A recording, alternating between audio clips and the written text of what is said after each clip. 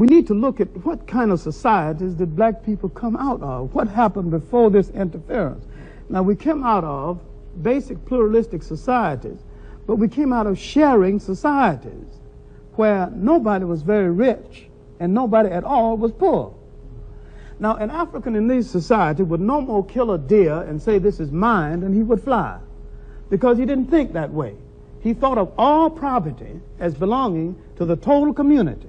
Now, we were brought into a society as slaves just at the time the concept of private property and capitalism was getting well underway with the backing of the church.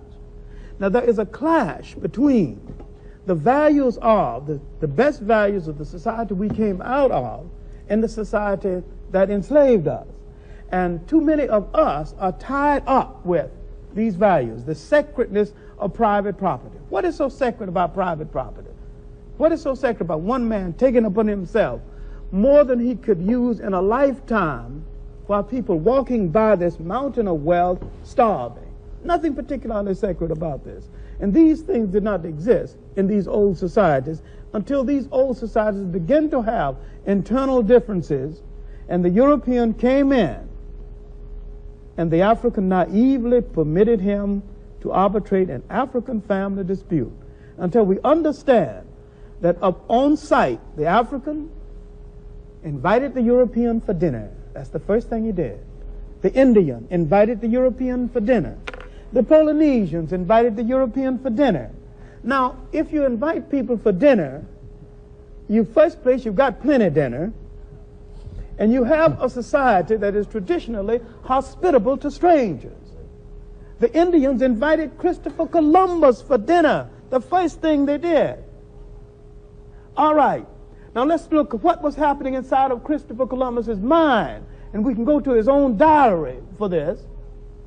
He said, I wonder why they're so friendly. They'll be easier to conquer than I thought they would be. I wonder why they're bringing such small amounts of gold. I wonder where the mines are. His intentions were not good. It wasn't good then. The intentions are not good now. And the black man is still hung up with this dinner invitation, this kindness, with the thought that if you treat a person humanely, that he will act humanely toward you. Black people have not seen white people at all. That is why they can't deal with them. I want to say one thing. I think we have to be careful, black people. We too much tied up in this what's good and what's bad. I think what we need to begin to look at is what's real. Now, I don't care whether it's good or bad. I just care whether it works, whether it doesn't work, whether it helps black people or doesn't help black people. White people are individualistic. White people are materialistic. And I think Dr. Clarke is absolutely correct in the definition of black civilization, African civilization. Communalistic, whole concept is different. But the white man's individualism and materialism stems from the fact that he comes out of a situation, a place where you could hardly live.